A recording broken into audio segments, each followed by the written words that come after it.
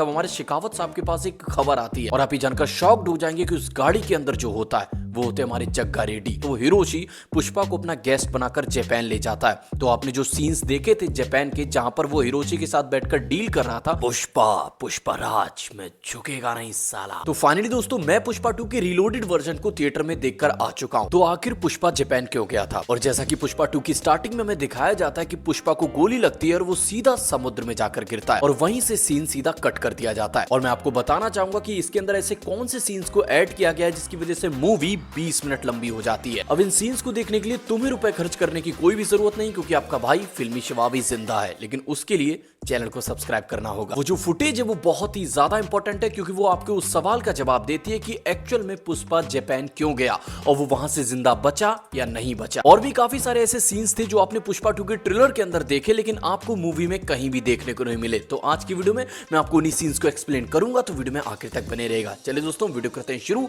So well hello दोस्तों, मेरा नाम है Shiva and welcome to my YouTube channel Filmy Shiva. तो पुष्पा 2 की रीलोडेड वर्जन में हमें जो सबसे पहला एक्स्ट्रा सीन दिखाया जाता है जो कि पुष्पा 2 में नहीं था, वो सीन ये होता है कि तो चलिए मैं आपको सबसे पहला सीन बताता हूं। जैसे कि पुष्पा 2 के अंदर में दिखाया गया था कि जब हमारे शेखावत साहब को पता लगता है कि उन्होंने जो चंदन पकड़ा है वो असली चंदन नहीं है, तो इसी के चलते वो पूरे के पूरे गोदाम में आग लगा देते हैं ताकि वो अपनी इज्जत को बचा सकें।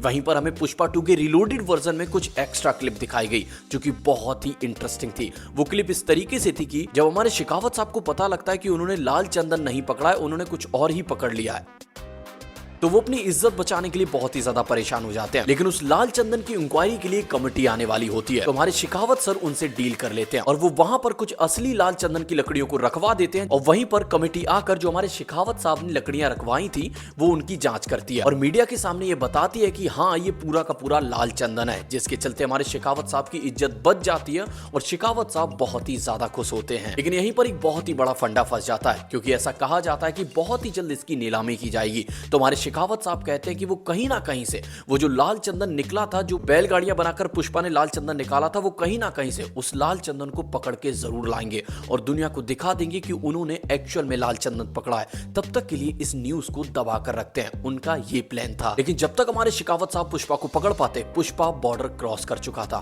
अब चलते हैं हम अपने सेकंड सीन के ऊपर। सेकंड एक्स्ट्रा सीन जो हमें दिखाया गया वो कुछ इस तरीके से था कि जब हमारे शेखावत साहब ये फेक न्यूज फैला देते हैं कि उन्होंने एक्चुअल में लाल चंदन को पकड़ लिया है, मींस अरबों खरबों के माल को पकड़ लिया है, तो सिंडिकेट में एक बहुत ही सनसनी फैल जाती है और पूरी की पूरी कमेटी बैठती है सिंडिकेट मेंबर्स की, जो कि पुष्पा से सवाल जवाब करते हैं। वहां पर हमारे होने वाले सीएम साहब भी मौजूद होते हैं और वो सब पुष्पा से कहते हैं कि जब हमारा माल पकड़ चुका है तो तू हमारा पैसा कैसे देगा। तो पुष्पा कहता है कि शेखावत झूठ बोल रहा है, आपका एक भी लकड़ी का टुकड़ा नहीं पकड़ा गया और माल मैं तुम्हें ला कर दूंगा। पुष्पा पर कोई भी बिलीव नहीं कर रहा होता है और पूरे सिंडिकेट मेंबर्स हंगामा मचा रहे होते कि इसी के चलते पुष्पा को गुस्सा आ जाता है। वो अपनी देवी वाले रूप में हु करके लोगों को बहुत ही ज्यादा डराता है। तो सिंडिकेट मेंबर्स को भरोसा दिलाने के लिए पुष्पा वादा करता है कि वो माल की इंफॉर्मेशन सिर्फ एक इंसान को देगा, वो थे जग्गा रेड्डी। वो जग्गा रेड्डी से कहता है कि मैं तुम्हें बताऊंगा कि एक्चुअल में मैंने माल कहां छुपा रखा है। इसी के चलते सिंडिकेट मेंबर्स पूछते हैं कि हमें क्यों नहीं बताओगे, तो वो कहता है कि उसे किसी पर भरोसा नहीं है। और यहीं पर आता है हमारा तीसरा सीन। ये जो सीन्स मैं आपको बता रहा हूं ये पुष्पा 2 के अंदर आपको नहीं देखने को मिले थे, ये आपको पुष्पा 2 के रीलोडेड वर्जन में देखने को मिलेंगे। अब वो तीसरा सीन कुछ इस तरीके से, जब हमारा पुष्पा बॉर्डर क्रॉस कर लेता है तब हमारे शेखावत साहब के पास एक खबर आती है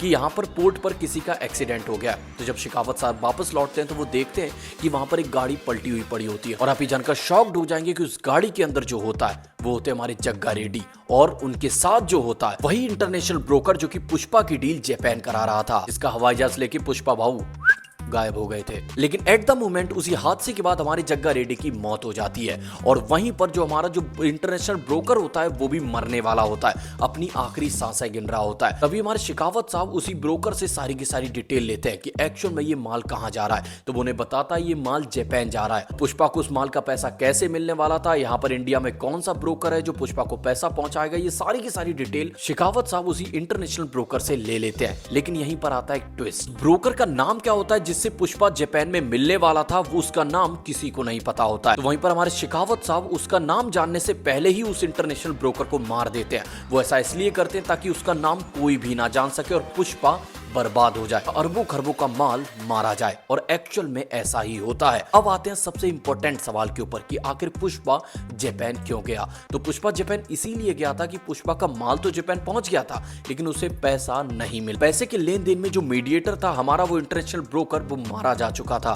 तो इसीलिए पुष्पा खुद अपना पैसा लेने के लिए जापान जाता है। अब आपके दिमाग में आ रहा होगा कि आखिर फिर उनकी फाइट क्यों हो जाती है, क्योंकि उन लोगों को ऐसा लगता है कि ये कोई फर्जी आदमी यहाँ पर आकर हमसे पैसा लेने की कोशिश कर रहा है। जापान में जिसके पास माल पहुंचता है पुष्पा का, उनका नाम होता है हिरोशी। हिरोशी अपनी जवान का बहुत ही ज्यादा पक्का होता है, लेकिन उसे बात नहीं पता होती है कि जो नोट पुष्पा के पास था वो नोट उस नोट से मैच कर रहा होता है। इसी के चलते जब वो ये चीज देख लेता है कि पुष्पा का नोट उस नोट से मैच कर रहा है, तो वो हिरोशी पुष्पा को अपना गेस्ट बनाकर जापान ले जाता है। तो आपने जो सीन्स देखे थे जापान के, जहां पर वो हिरोशी के साथ बैठकर डील कर रहा था, डील में हिरोशी पुष्पा को आधा नोट और देता है और उससे कहता है कि आने वाले समय में हम जो भी डील करेंगे ये उसका एडवांस है। लेकिन वहीं पर पुष्पा उससे ये बात कहता है कि अब इन कागजों से वो एडवांस नहीं लेगा, मींस इन कागजों से अब डील नहीं होगी।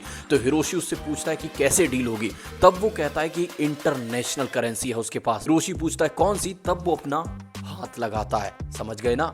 तो इसी के चलते पुष्पा का जो हाथ वाला सीन था वो ब्रांड बन जाता है। यही सीन हमें जापान के अंदर देखने को मिला। उसी के बाद हमें एक और सीन दिखाया जाता है कि जापान से कंटेनर में भरकर पैसा आता है, जिसके बाद सीधा सीन शिफ्ट होता है हमारे सीएम साहब पर। हमारे एमएलए साहब सीएम पद की शपथ लेते हैं। तो ऑल ओवर जो पुष्पा 2 का रिलोडेड वर्जन आया है, उसका जो मेन मोटिव था वो आपको ये बताना था कि एक्चुअल में पुष्पा जापान क्यों गया था। इन्होंने पूरा का पूरा सिस्टम इसीलिए बनाया था। इन्होंने मेन जो पुष्पा 2 आई थी उससे इस क्लिप को इसलिए कट कर दिया था। इनके दिमाग में ये चीज पहले से थी कि पुष्पा इतनी बड़ी हिट होगी और हम ऑडियंस को कैसे फिर से वापस थिएटर में लेकर आए सिर्फ इस 20 मिनट के सीन के लिए, क्योंकि ऑडियंस पैसा देगी और फिर से करोड़ों में कमाई होगी। मतलब पूरा का पूरा लॉस यहीं से कवर करोगे, छोटा मोटा जो भी हुआ है। खैर, आपको थिएटर जाने की कोई भी जरूरत नहीं है, आपको अपना पैसा खर्च करने की कोई जरूरत नहीं है। आपके भाई फिल्मी शिवा ने आपको समझा दिया कि क्यों हमें पुष्पा 2 का रिलोडेड वर्जन देखने को मिला। अब अगर दोस्तों आप ऐसे ही रेगुलर वीडियोस देखना चाहते हैं तो प्लीज अपने भाई को सपोर्ट करिए। ऐसी ही इंटरेस्टिंग वीडियोस मैं आपको रेगुलर देता रहूंगा, क्योंकि मैं जो कर रहा हूँ वो आपकी गर्लफ्रेंड भी नहीं कर रही है।